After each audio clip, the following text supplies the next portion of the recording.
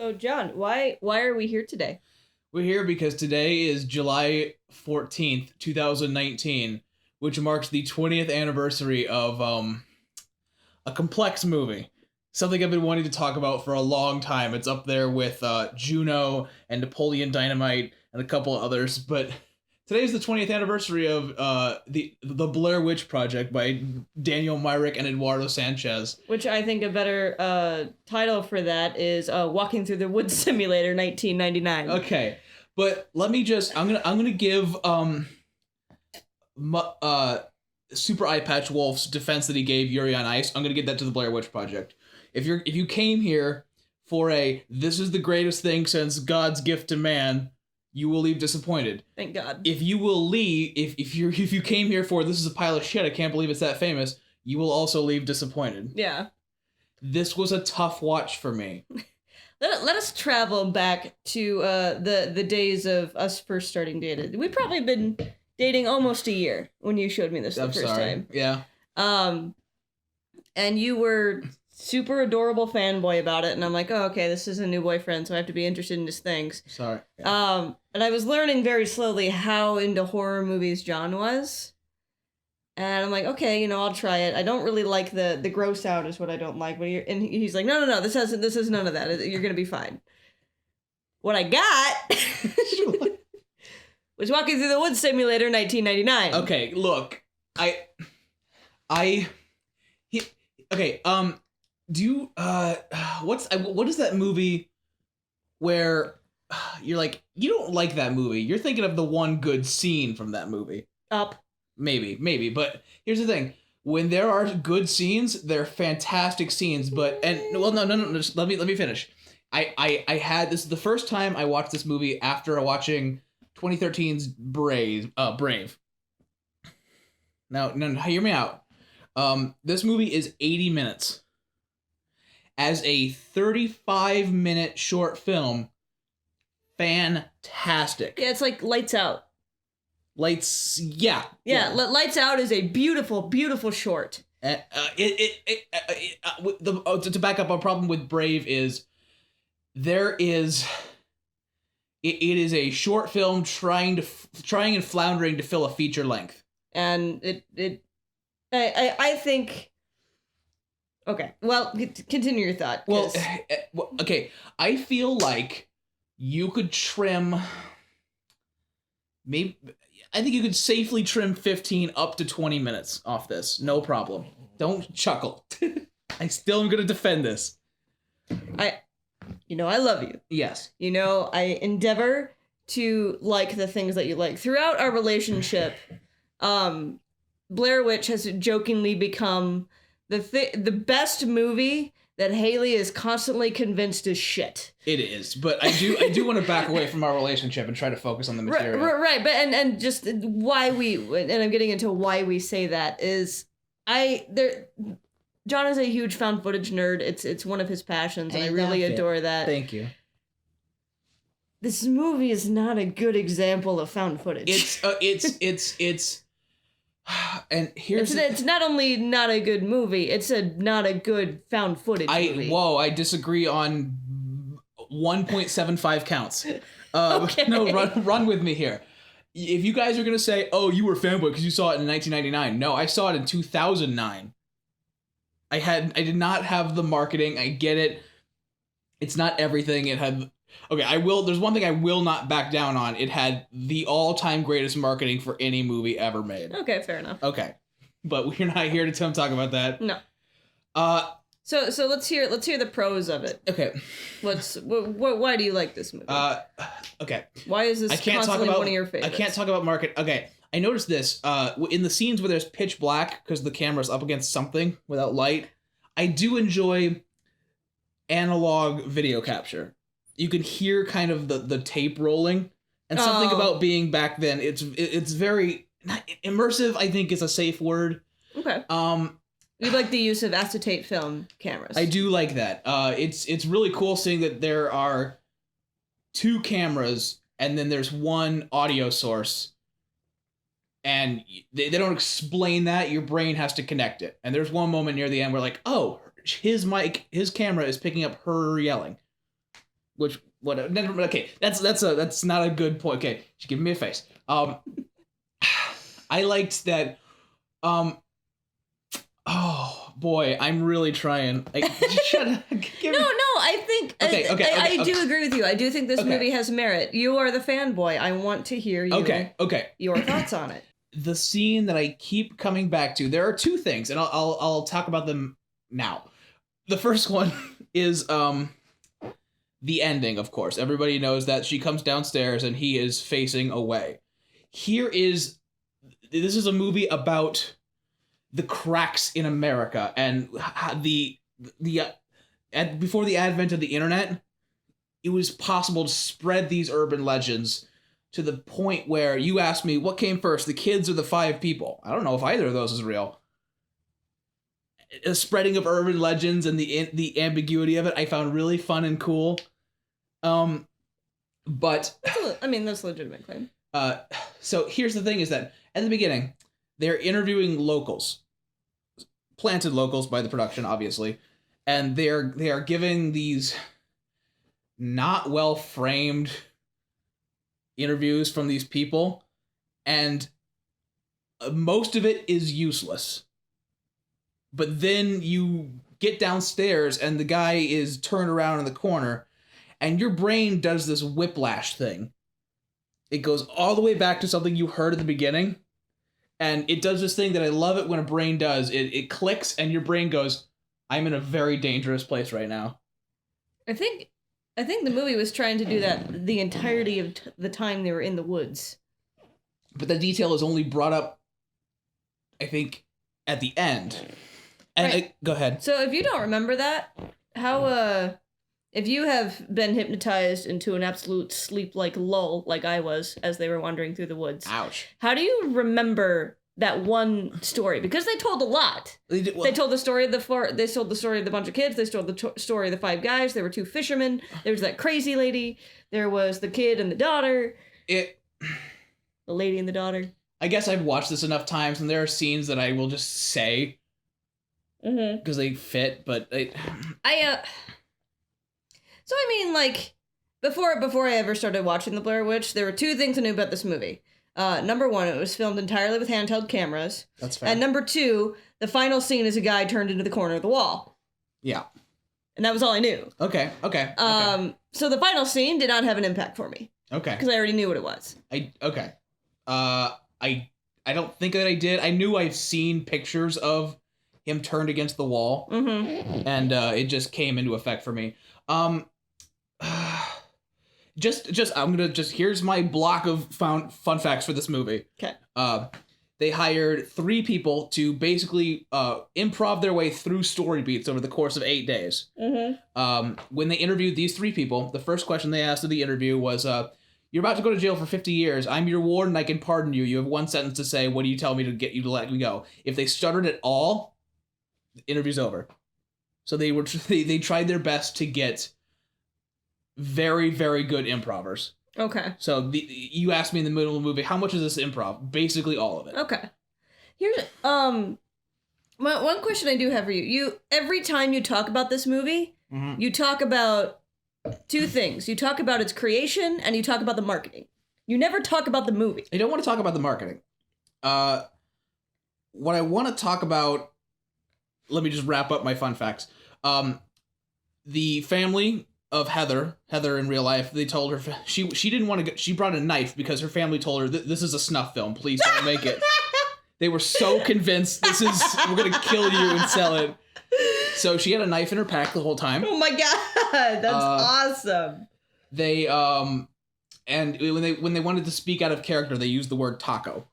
Oh, okay. As in Daniel and Eduardo. I'm freaking out, but yeah. Otherwise they're pretty much in character. I imagine there's a shit ton of stuff left on the cutting room floor. Yeah. I don't blame them. Right. But the movie. One thing that I do want to talk about is Heather. Okay. Now, I understand she's not a sympathetic person. Right? She I don't think she made a movie after this. She now runs a Colorado medical marijuana dispensary. That's unrelated, but that's the end of my facts. Okay, here we go. Shut up. Oh, God, no. I told you to talk about the movie. Okay, there's one really good scene that sticks with me all the time. And is it a headlamp face? No, that is iconic, but it's not the one that gets me. What gets me is when, after they've been bitching for 4 days, Josh picks up the camera and he goes, "I can see why you like this. It's not quite reality. You can step away and pretend that shit isn't as fucked up as you want." And there's a very sarcastic, mean-spirited, "I want to make a movie. We're lost. People are leaving shit outside your door. We're hungry and we're scared and we're probably going to die here. That's your motivation. That's your motivation." And she just breaks down crying. It's her realizing that I can't step away from the situation. Yeah. And you get the idea that's kind of what she's been trying to do. I mean, and it's going to sound like I'm going off a tangent, so I won't go too far, but like you do have that legitimate problem, whether you're making a movie or like studying history. It's so easy to like put yourself as an omniscient observer of things. You can kind of tell Heather's trying to do that in a way. She's trying to kind of merge with her audience. And she did say like, "Oh, I don't want to be cheesy. I want to avoid any cheese." Proceed to the rest of the movie. That whole coffin rock shit. Yeah, the fucking anytime Heather is on screen actually doing her documentary voice is awful. Well, there's a lot of times where I'm like, "You're horrible. Good job." Yeah. Josh and Mike are fine. Here's what I did notice. Josh and Heather are friends. Mike is the third wheel that Josh is like, "I know a guy, let me help you." Yeah, he was And hired. then the connecting guy, Josh, leaves. He disappears. Yeah. So these two people, we have a barely tangible relationship. So they have been lost in the woods for 3 days at that point. Yeah. I think he leaves like 5 days in or something. Yeah.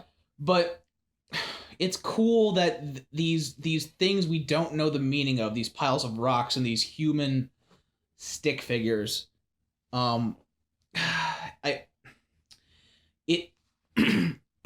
asking myself now, do I consider this a good movie? Yes, it's closer than I want it to be to a no. Okay. But it's me in anthology and it's me in horror. I don't think that this needs to get shit on immediately. No. I don't like Napoleon Dynamite either, but I don't think it deserves to get shit on forever.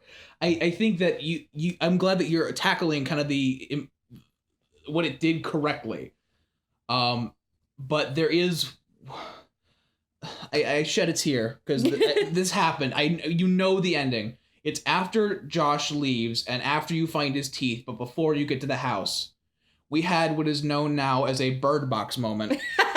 Or a Macaroni Moment. We had a Macaroni Moment. It's when you're just waiting for the movie to get to the obvious conclusion that you're now bored and are checking your phone.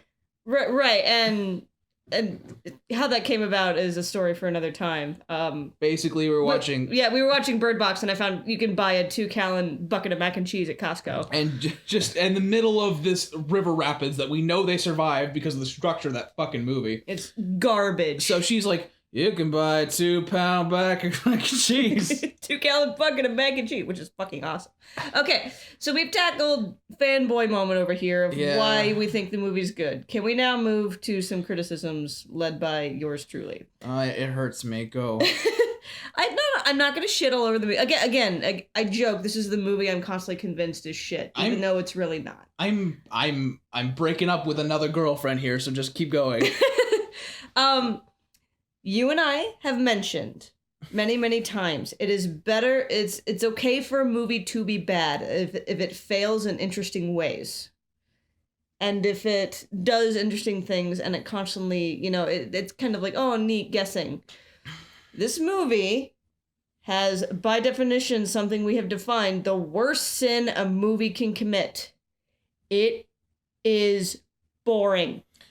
I used to give it props for refusing, for saying I don't have to follow 100% story structure. No, you do not have to follow 100% story structure. I have to give a shit about what the hell I'm staring at. But based on it's a side effect of the beast. It's the bad breath when you're the dragon.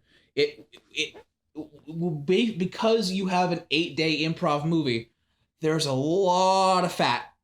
Yeah. And I think a short film like Lights Out, I'm not saying Blair Witch is Lights Out, but... No.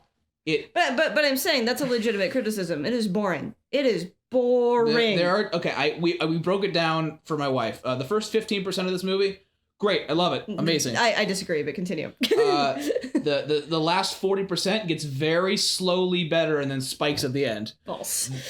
From 16% from 16% to 60%.